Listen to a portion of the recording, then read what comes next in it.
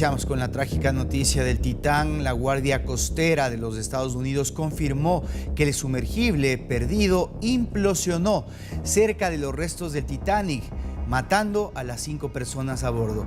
Funcionarios del organismo dijeron durante una conferencia de prensa el jueves que notificaron a las familias de la tripulación del Titán que ha estado desaparecida durante varios días. Además del marco de aterrizaje y de la cubierta trasera, que fueron las primeras piezas de escombros detectadas, también se encontraron fragmentos del casco de presión, el cuerpo principal del sumergible. Al llegar a la conclusión de que estos restos eran compatibles con una implosión catastrófica, la Guardia Costera se puso en contacto con los familiares de los turistas para notificarlos al respecto de esta situación, que tiene un desenlace lamentable con la muerte de los 5 tripulantes luego de este accidente, que sin duda alguna será investigado de aquí en adelante. This morning, an ROV, or remote operated vehicle, from the vessel Horizon Arctic discovered the tail cone of the Titan submersible approximately 1,600 feet from the bow of the Titanic on the seafloor. The ROV subsequently found additional debris. In consultation with experts from within the Unified Command, the debris is consistent with the catastrophic loss of the pressure chamber. Upon this determination, we immediately notified the families. A continuación vamos a revisar varios de estos elementos que fueron encontrados muy temprano y que permitieron luego consolidar esta hipótesis de que la noticia que no se esperaba era la que tenía que anunciarse. Las 5 personas murieron luego de que se encontraron elementos del sumergible, como la ventana muy característica del Titán, también la parte del tren de aterrizaje y la cubierta trasera, además de otros elementos del fuselaje de este sumergible, demostrando que lo que había sucedido es una implosión, es decir, que se estrujó todos los elementos producto de las presiones marítimas que se tiene en el Atlántico Norte. A continuación vamos a recordar quiénes son estas 5 personas que lamentablemente fallecieron en este atractivo turístico del Ocean Gate. Por una parte está el millonario Hamish Harding. Él tenía 58 años, de origen británico. También Paul Henry, Mark Hewlett, de 73 años, francés. Él ya tenía otras experiencias con respecto a expediciones similares acá en el Titanic. Y Shahada Dawood, de 48 años, él es pakistaní. Él estaba acompañado de su hijo de 19, Suleiman.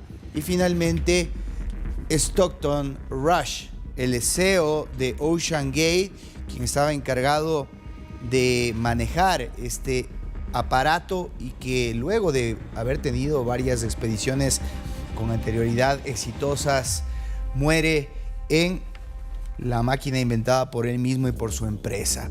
Una situación lamentable. Ahora se están aún realizando tareas de rescate en búsqueda de los cuerpos de estas 5 personas.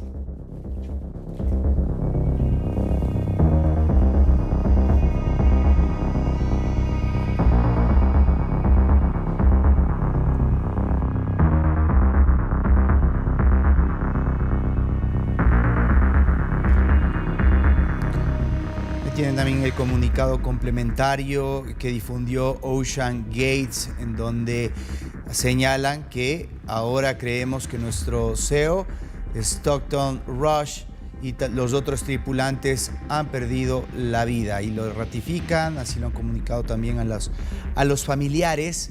Algunos de ellos han señalado que por encontrarse en aguas internacionales. Es muy probable que incluso los costos de la búsqueda tengan que ser absueltos por los propios familiares. Seguramente vendrán demandas, vendrán investigaciones en esta situación que pasó de ser un atractivo temerario a una trampa letal que cobró la vida de estas 5 personas.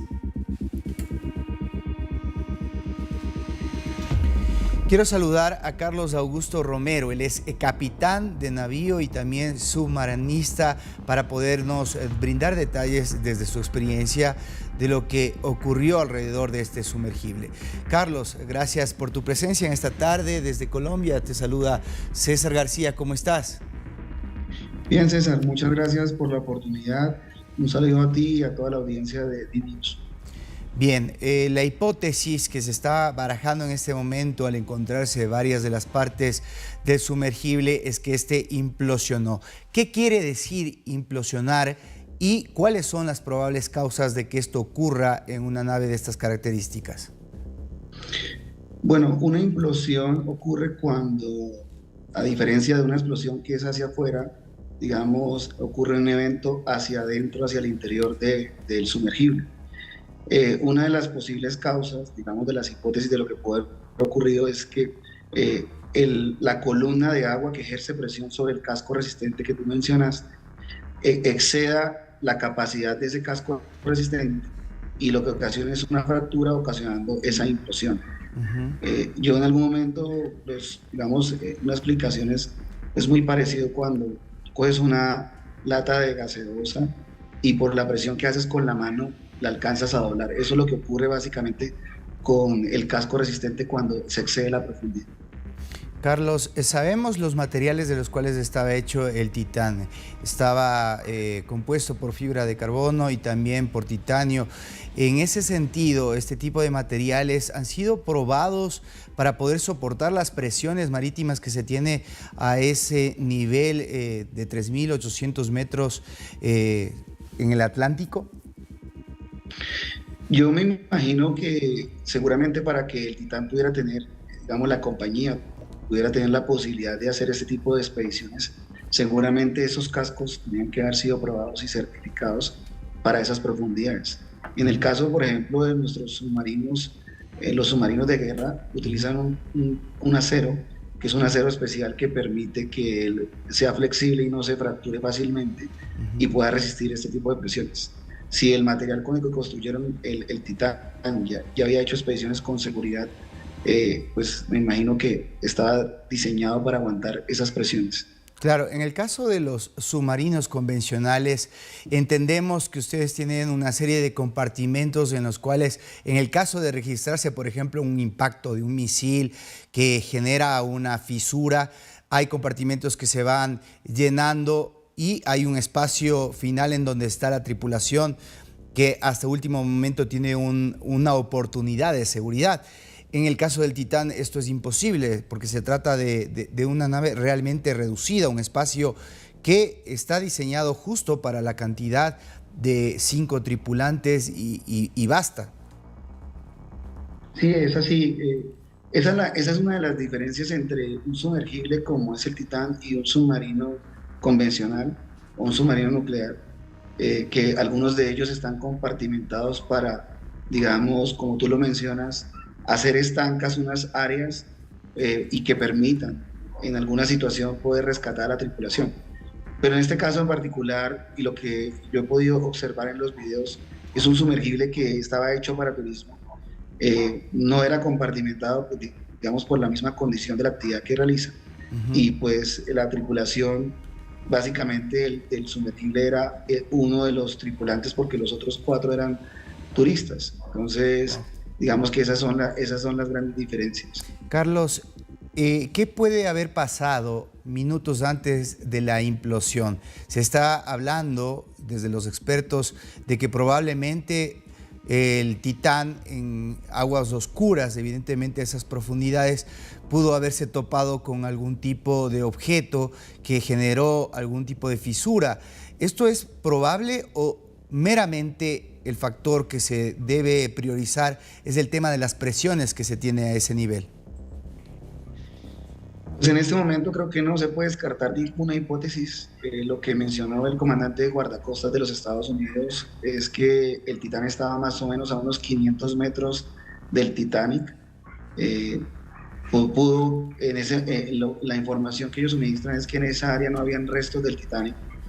Entonces, yo no sé si sea posible eso, pero lo que sí es cierto es que si el casco resistente, digamos acá el casco de este artefacto, es colisionado y tiene algún tipo de fisura, pues ese punto ya es débil para soportar esa presión que estamos hablando de 400 atmósferas. Ujú. Se hablaba mucho del tema de la autonomía de oxígeno que tenía, pero viendo cómo se desarrollaron las cosas, seguramente la muerte de estas 5 personas fue instantánea en el momento que se produce la implosión. Sí, digamos que pues lo que podemos predecir en una situación de estas, que son eventos súbitos en los cuales no hay oportunidad siquiera de reaccionar, porque el sumergible o el submarino por dentro tiene una presión que es la presión normal con la que descendieron de la atmósfera versus las 400 atmósferas que están afuera. Entonces es lo mismo que ocurre, digamos, en otra dirección cuando tú rompes un globo y tienes una presión interna superior a la externa. Por ese orificio automáticamente quiere entrar toda la columna de agua. Entonces lo que ocurre es que lo aplasta. Uh-huh. Históricamente muchas personas han descendido para poder explorar los restos del Titanic. Estamos hablando de otro tipo de naves o de artefactos que se usan para poder hacerlo de forma técnica, responsable, a diferencia de esto que fue vendido como un atractivo turístico para un sector exclusivo de personas que estaban en capacidad de pagar. Y esta es la diferencia entre generar, por ejemplo, una misión que puede tardar años en ser probada, como la estamos viviendo hacia el espacio exterior en las misiones Artemis, y lo que ha pasado acá, que prácticamente no ha habido un marco para poder generar una valoración que diga esto es sin duda riesgoso, pero hay una posibilidad alta de que estamos haciendo un ejercicio en el marco de una seguridad. Pues yo no tengo el conocimiento en este momento de si el Titán fue probado en varias ocasiones. Pues creería que para que una embarcación de este tipo opere en los Estados Unidos y opere para hacer este tipo de expediciones, seguramente estará certificada, pero sí en otros espacios científicos se utilizan batiscafos, que son esferas que permiten soportar también la presión y pues que van a esas profundidades. Sin lugar a dudas, aquí hay un alto nivel de riesgo en la actividad que se realiza y que debe ser medido por las personas que realizan este tipo de actividades. Nosotros como submarinistas, y lo hablo a nivel mundial, sabemos el riesgo que representa estar operando una nave de este tipo en las condiciones en las que se utilizan. Entonces hay que tener una serie de procedimientos y practicar una serie de protocolos de emergencia en caso de que ocurra una situación de estas. Pero aquí lo que desafortunadamente ocurrió fue una tragedia. Gracias, Carlos, por los detalles desde tu experiencia como submarinista. Esta situación seguramente tendrá cola en los próximos días y semanas cuando comiencen a develarse algunos detalles de cómo se procedía a firmar este contrato, una carta en blanco en donde cada tripulante prácticamente se hacía responsable en el caso de morir ante los riesgos de esta nave que era experimental. Muy gentil. Buenas tardes. Gracias, muy amable. Buenas tardes.